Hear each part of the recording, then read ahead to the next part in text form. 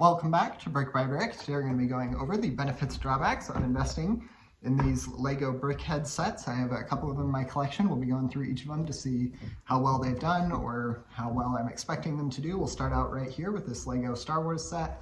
So this is the Brickheadz set. It's got Obi-Wan Kenobi as well as the Darth Vader just Brickheadz figure in it, two very iconic characters. I thought this one would do well, and it is about to retire or is very recently retired, so it's likely to see that first big spike up in value. I haven't checked on its price in a little bit, but I do seem to remember it is retiring around this time, and it is probably going to do pretty well. It's got two iconic figures in it. You get Obi-Wan and then of course Darth Vader, which help add a lot of value to the set and will help increase its price. And that's a nice benefit of investing in Brickhead sets. Generally, Lego knows which characters and figures and stuff are more prominent and more sought after, and they're going to make Brickheadz versions of those.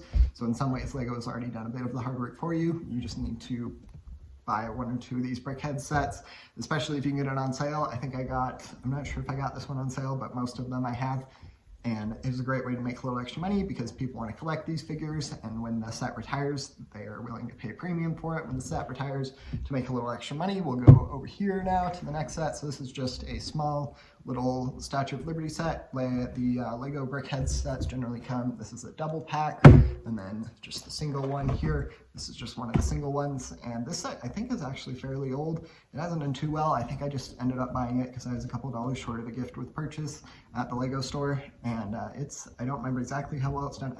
I believe it has retired and has gone up by like 10 to 20%, so nothing too great, but I've had it for a little while too, which is unfortunate. It hasn't been great, but in general, I feel like I made a mistake in going with a non-Lego themed kind of Brickhead set instead of just a generic one like the Statue of Liberty set.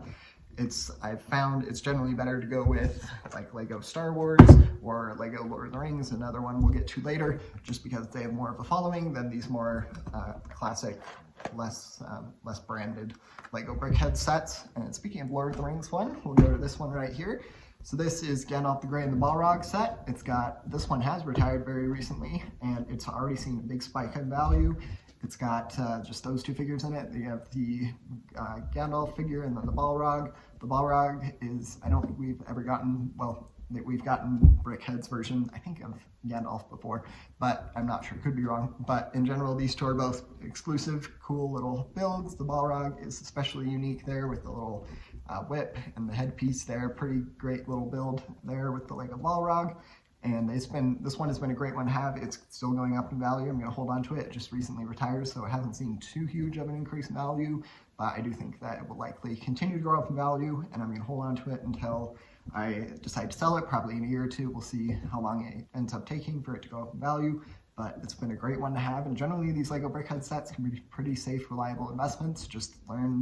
I learned that it's much better to invest in the branded themes ones than the just normal ones that don't really have a theme behind them. And so if you stick to that and stick with Lego Star Wars and these Lord of the Rings one, I think they're probably releasing some new Brickheadz Lord of the Rings ones. The current ones have all retired, I believe, the three, the Frodo, Aragorn, and then this Gandalf the Grey one.